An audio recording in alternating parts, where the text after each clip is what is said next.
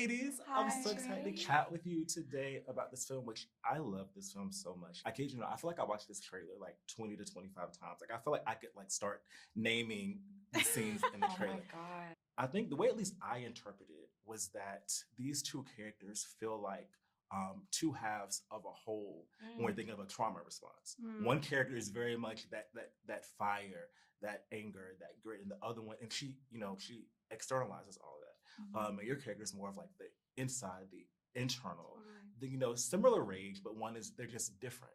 And I want to know for both of you, when you were coming together and bringing these characters to life and crafting your performances, how did you work together to make sure both of those aspects of this full trauma response were both adequately represented on both halves and one not overpowering the other? Oh, yeah. That's Well, a good question. that's a really good question. Well, one, I will say, I think it's a testament to Alicia's writing and the way that each character is written. And, we spent a lot of time building our world together prior to shooting. So we had like almost a traditional actors rehearsal before we begun the show, I guess, for lack of a better word. But we did it so much that we did a lot of movement stuff before that. And so when we had those moments of twinning, we were in full preparation of what that foundational choreography was. I will also say that, as we began to embark on this journey together, we fell in love, like as friends, as actors, as sisters, as artists. And so that was like a part of a huge, to me, a lot of that chemistry that you see is that, and as well as the direction of Alicia Harris. I don't mean to speak for so long, but I will say that also, the way that is written, the yin and the yang, the hot and the cold,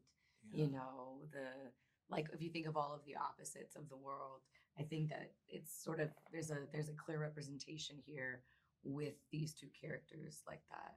And like I'm working with an actor and the entire cast there's no ego about what they're doing, right? So there's no ego about Kara as a person and as a performer. She's not trying to like overtake or, I think sometimes it can be like, you can stand alone in your performances, but she is so intuitive and so like generous with how she performs that there was no stepping on each other. It truly was like a coming together of love, like real connection.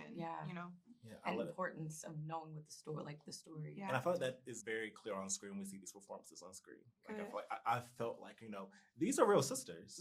Good. I'm so glad. That makes me so happy. Yes. Well, thank you both so much for chatting with me. I can't wait to see this film. I want to discuss this more because I need to just talk with more people about this. So I can't wait to see it again.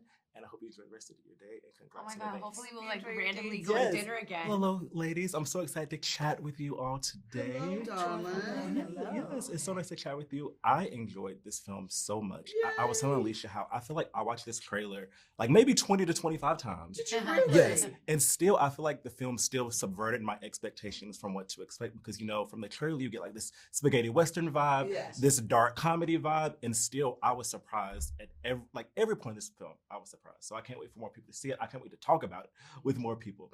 But my question is for each of you. I guess we can just go from left to right. Okay. Is this film, I feel like it's kind of an anomaly in, Black films because I feel like we have Alicia who had this off Broadway. It was her play. And then she's not only adapting her work, she is directing it. I feel like we really, really don't see that. So for all of you, I want to know, as veterans in your own way in the industry and in the Hollywood space, what did it mean for you to be able to work with this emerging talent specifically at this venture and point she is in her career? Because it's an anomaly and it's so early and it's just like, I feel like it's just so exciting. I mean, everything. Yes. She's proof of life. It's not because it's not there. People are doing that all the time. They're just underfunded. They're underestimated and they're disrespected. We need to now knowing that this type of talent out there, this life-changing talent to us all, she just happens to be Black and a woman, is out there, and fun, creative geniuses that are in this century. And so I'm glad to be in this film.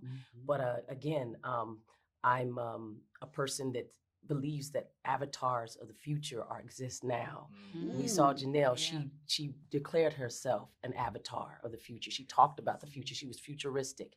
And yet here we are in the future now. And so this is a great pleasure. And it's, of course, to be with my sisters who not only respect, but it's a dream. I'll piggyback off of that and just say a complete honor for me. When I was contacted with the offer, she was like, "You're my first and only choice." I said, "Well, okay."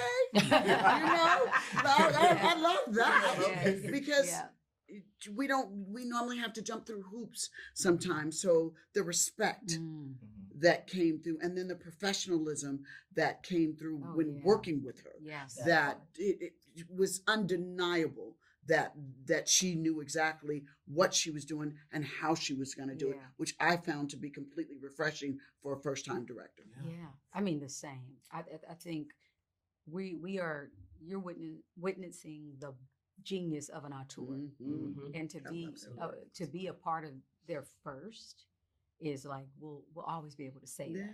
And for this to be her first coming out the gate with a wild ride, a Southern Gothic Western. Like it is an original film to me.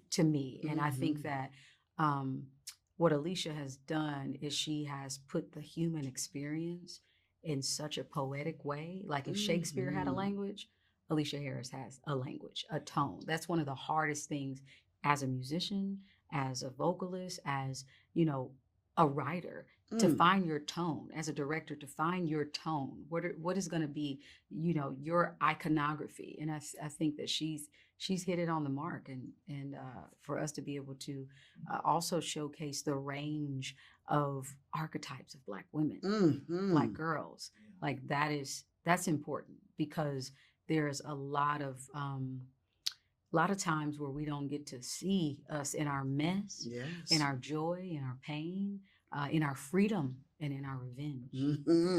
Heavy on the revenge part. God don't want nothing but blood. Listen, period. I love that line, the way Kara delivers it too. Yes. Well, thank you three so much for chatting with so me. welcome. Also, my mom would not let me come here if I didn't tell you, Vivica, that she was tapped into Stephanie's arc on Young and the Restless. She was tapped in real bad. I was just showing her pictures. It's been amazing. I'm having a whole 30th. It's like the 30th anniversary of Young and the Restless, 30th anniversary of Set It Off. So I'm still here. I know. So tell your mama I said thank you. Yes. And it's nice to chat with you, all icons. Thank you so much. I remember when the announcement first came out, I remember years ago when there was a different studio attached, and I know it's been a journey to get to this point. Did you always know that you wanted to be the one to adapt your work for the screen, and not only adapt it, but also direct it? How was that process like for you? Was it always this vision, like, I need to be the one to bring this to the big screen?